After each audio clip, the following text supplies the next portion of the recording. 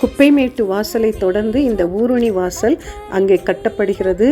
அது மிஸ்பாவின் மாகாணத்து பிரபு கட்டுகிறான் என்று வரும்பொழுது அந்த மிஸ்பாவை குறித்த ஒரு சம்பவத்தை 1 சாமுவேல் 7:3 நாம் பார்க்கின்றோம். அப்பொழுது சாமுவேல் இஸ்ரவேல் குடும்பத்தார் யாவரையும் நோக்கி, நீங்கள் உங்கள் முழு இருதயத்தோடும் கர்த்தரிடத்தில் திரும்புகிறவர்களானால் அந்நிய தேவர்களையும் அஸ்தரோத்தையும் உங்கள் நடுவிலிருந்து விலக்கி உங்கள் இருதயத்தை கர்த்தருக்கு நேராக்கி அவர் ஒருவருக்கே ஆராதனை செய்யுங்கள்.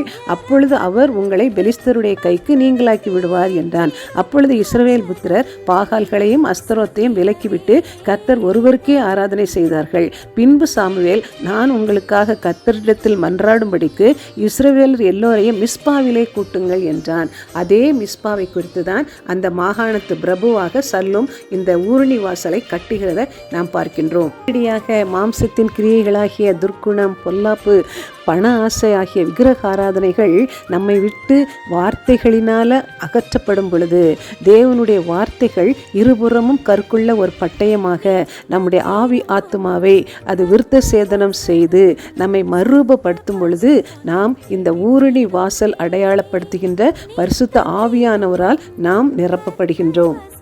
அநேக திருச்சபைகள் பரிசுத்த ஆவியானவரை அங்கீகரிக்காத சபைகளாக இருக்கின்றன. பரிசுத்த ஆவியானவர் எச்சரிப்பை கொடுக்காத சபைகளாக இருக்கின்றது.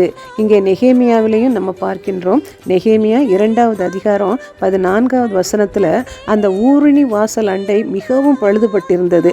அங்கே சொல்லப்படுகிறது, நெகேமியா 2:14, அவ்விடத்தை விட்டு ஊருணி வாசல் அண்டைக்கும் ராஜாவின் குளத்தண்டைக்கும் போனேன். நான் ஏறி இருந்த மிருகம் அங்கே நடந்து போகிறதற்கு வழி இல்லாது இருந்தது. எனவே அங்கே வழியே இல்லாதபடிக்கு அவ்வளவான ஒரு இடிபாடுகள் அந்த ஊருணி வாசல் அண்டையில் காணப்பட்டது என்று நம்ம பார்க்கின்றோம். இன்றைக்கு அப்படித்தான் பரிசுத்த ஆவியானவரை குறித்த உணர்வுகளும் அவருடைய அவசியத்தை உணர்த்தாத விதத்திலேயும் அவருடைய கடிந்து கொள்ளுதலை எச்சரிப்பாக கொடுக்காத சபைகளும் இன்றைக்கு இருக்கிறதை நாம் பார்க்கின்றோம்.